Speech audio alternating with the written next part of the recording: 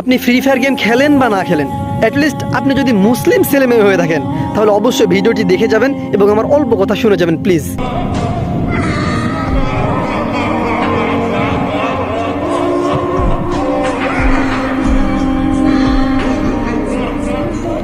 নাউজুবিল্লাহ।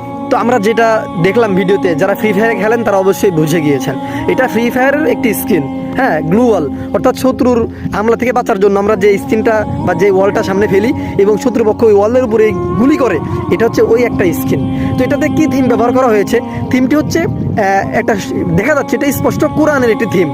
এটা কোরআন আমরা এভাবে সাধারণত বাইন্ডিং বা এরকম আমরা অনেক দোকানে বা কসমেটিক্সের দোকানে আমরা দেখে থাকি, এটা কোরআনের বাইন্ডিং, কোরআনটাই এমন হয়।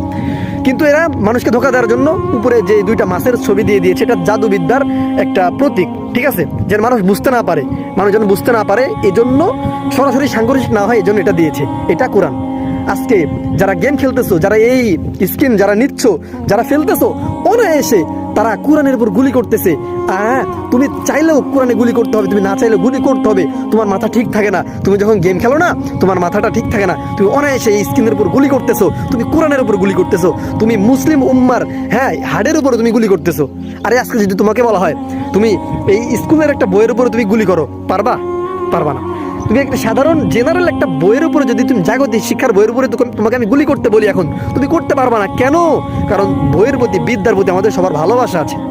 কিন্তু তোমাকে কোন জায়গায় এই